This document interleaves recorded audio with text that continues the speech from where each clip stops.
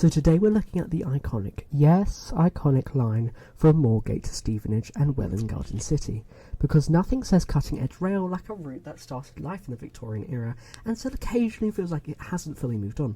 This line dates back to the Great Northern Railway days when people thought, you know what London needs? More tunnels, but tiny ones.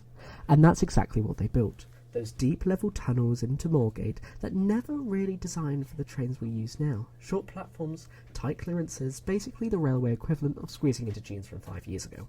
And it's not like nothing ever went wrong here.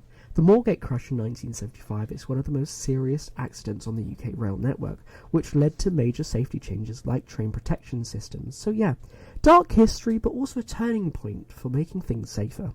Fast forward a bit and the line gets electrified in the 1970s. Enter the legendary Class 313 trains, absolute icons. By icons I mean they rattled like a shopping trolley with a wonky wheel, had doors that sounded like they were arguing with you, and the interiors that screamed 1976 never left. But somehow they just kept going for nearly 50 years. Honestly, fair play. Then you've got the route itself. Running up through North London, places like Finsbury Park, Alexandra Palace, all the way out to Hertfordshire.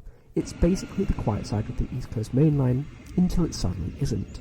Because operationally, this line feeds into the East Coast Main Line, which sounds very impressive until one delayed train at Stevenage causes a domino effect that ruins everyone's day.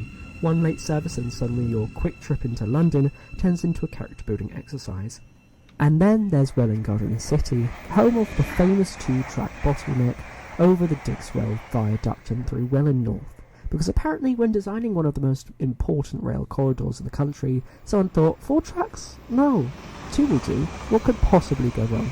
So you've got the fast LNER services, Thameslink trains and Great Northern stoppers all trying to politely take turns. It's less mainline efficiency, and more everyone queue up and behave. Now today things are technically better. We've got more trains, smoother acceleration, actual air conditioning, which feels illegal on British rail, and better passenger information. But you've still got the classic signal checks, congestion, a train in front of this one, and the one announcement that somehow managed to say nothing for 45 seconds. Future plans? Oh yeah, loads of talk, digital signalling, capacity upgrades, maybe fixing that Welwyn bottleneck one day. Basically, the railway equivalent of, I'll do it later. There's always a plan, always a consultation, always a proposal, and somehow we're still waiting. So next time you're on a Moorgate service, just remember, you're not just commuting. You're travelling through nearly 170 years of railway history, engineering compromises, and very British problem solving. A living museum at that sometimes runs at 100 miles per hour, and honestly, wouldn't have it any other way.